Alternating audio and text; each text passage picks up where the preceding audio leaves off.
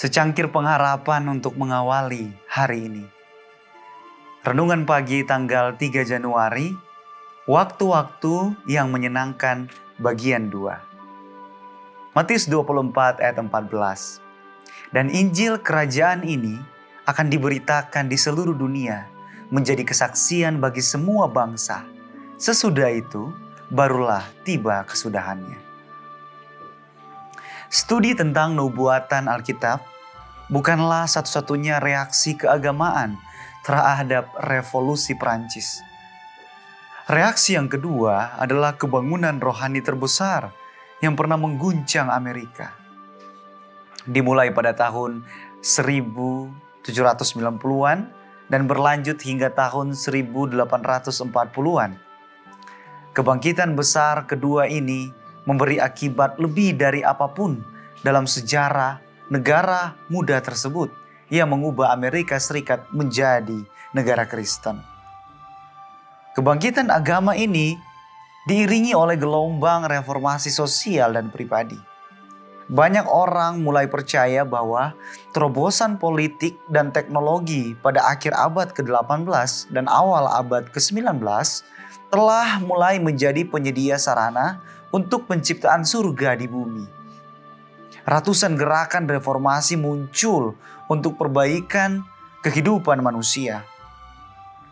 Masyarakat yang mereformasi muncul pada awal abad ke-19. Hampir di setiap bidang, minat manusia yang dapat dibayangkan. Pada dekade-dekade itulah kampanye untuk penghapusan perbudakan, perang, dan penggunaan alkohol menjadi faktor utama dalam budaya Amerika. Selain itu, masyarakat muncul untuk mempromosikan pendidikan secara umum. Perlakuan yang lebih baik terhadap tunarungu, tunanetra, penyandang disabilitas mental, dan narapidana. Kesetaraan gender dan ras, dan seterusnya. Di luar ranah sosial, muncul banyak organisasi yang mensponsori perbaikan kepribadian dalam bidang-bidang seperti reformasi moral dan kesehatan, termasuk American Vegetarian Society atau Masyarakat Vegetarian Amerika. Baik para penganut agama maupun penganut sekuler menyatukan energi dan sumber daya mereka dengan harapan menyempurnakan masyarakat melalui reformasi. Namun, para penganut agama melampaui orang-orang sezaman mereka melalui pembentukan lembaga-lembaga Alkitab, lembaga misi dalam dan luar negeri, serikat sekolah minggu, dan asosiasi untuk mempromosikan kesucian hari Minggu.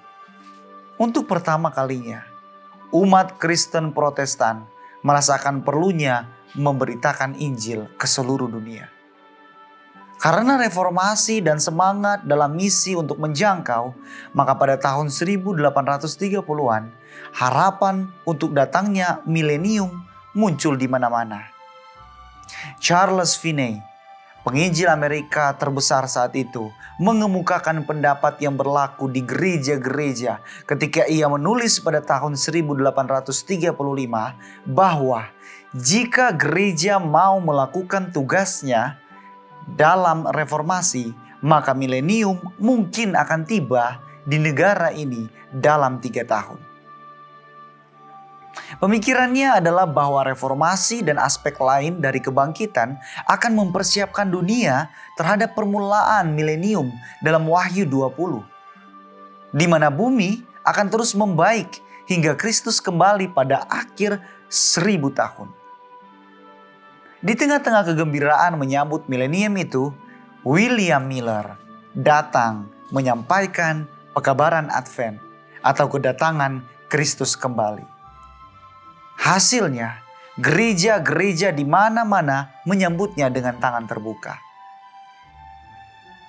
Tuhan telah menyediakan jalan. Dia selalu melakukannya. Adalah tugas kita untuk mengikuti tuntunannya. Doa kita hari ini.